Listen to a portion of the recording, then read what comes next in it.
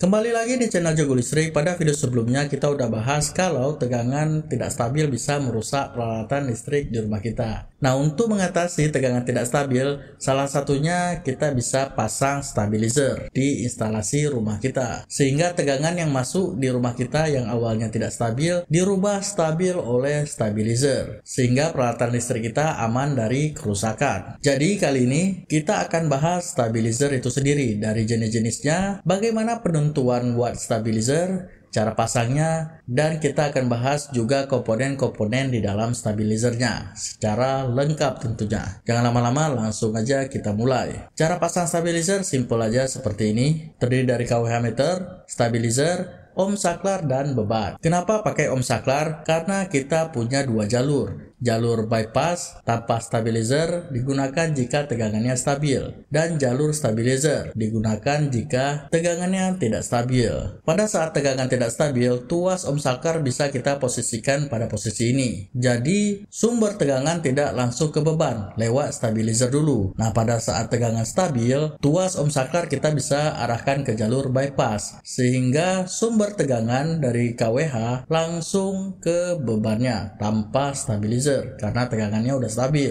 Lalu kenapa stabilizer itu bisa menstabilkan tegangan? Nah, ternyata ada komponen yang namanya trafo. Nah, trafo ini yang bisa mengubah besaran tegangan. Jadi trafo stabilizer ini unik. Ada beberapa output atau tap. Pada sisi primary masuk tegangan yang tidak stabil, dan pada sisi sekundari itulah tegangan yang distabilkan. Setiap tap menghasilkan tegangan berbeda. Misalkan pada 1 180 volt, pada 2 200 volt, dan seterusnya sampai 5 240 volt. Dan di dalam stabilizer ada yang namanya sensor tegangan atau rangkaian deteksi yang berfungsi membaca tegangan output. Jika tegangannya turun, akan berpindah ke tap dengan tegangan lebih tinggi. Nah, jika tegangannya naik, akan berpindah ke tap yang lebih rendah. Jadi seperti memindah colokan antar lilitan agar outputnya tetap 220 volt. Nah, analogi simpelnya seperti sepeda ya teman-teman. Trafo bisa kita anggap seperti gigi sepeda, bisa ganti rasio tapi harus manual. Sedangkan stabilizer itu otomatisnya yang bisa pindah gigi sendiri supaya kecepatannya stabil walau medan berubah. Maka kita butuh stabilizer agar otomatis memindahkan tap-tapnya. Karena berdasarkan komponen yang berbeda-beda, jadi stabilizer dibagi beberapa jenis. Ada stabilizer relay, stabilizer servo motor, stabilizer digital, dan stabilizer ferro resonan. Stabilizer relay. Nah, untuk mengubah tap yang saya bahas tadi diperlukan relay. Jadi relay ini seperti memindah colokan antar lilitan agar outputnya tetap 220 volt. Nah, ciri khasnya ada bunyi klik saat perpindahan tap di dalam stabilizer. Selanjutnya ada stabilizer servo motor. Cara kerjanya awalnya sama, sensor membaca tegangan output, lalu rangkaian kontrol mengirim sinyal ke servo motor DC, dan motor memutar poros brush yang geser di permukaan lilitan variaknya. Lalu posisi brush menentukan berapa banyak lilitan yang terpakai, sehingga dapat mengatur tegangan output secara halus dan kontinu. Ciri khas dari stabilizer ini, gerakan motornya halus, tanpa loncatan tegangan, output sangat stabil, dan cocok untuk alat sensitif. Lalu ada stabilizer digital. Stabilizer digital ini gabungan antara relay dan triac, sejenis transistor. Cara kerjanya, rangkaian kontrol mengatur sudut penyalaan triac atau phase angle control. Semakin lama triac menyala setiap siklus AC, tegangan output semakin menurun. Semakin cepat triac menyala, maka tegangan outputnya naik. Pada stabilizer ini tidak mengubah lilitan trafo, tetapi mengatur besar energi AC yang lewat ke beban. Ciri khas dari stabilizer ini, responnya sangat cepat tanpa suara klik, umumnya dipakai di stabilizer elektronik kecil di antara 100 sampai 1000 VA. Dan stabilizer ini tidak cocok untuk beban induktif besar karena panas dan harmonisa. Nah, yang terakhir ada stabilizer ferro resonan. Nah, trafo resonan ini adalah trafo khusus yang ditambah kapasitor resonansi yang dirancang agar bisa menjaga tegangan output tetap stabil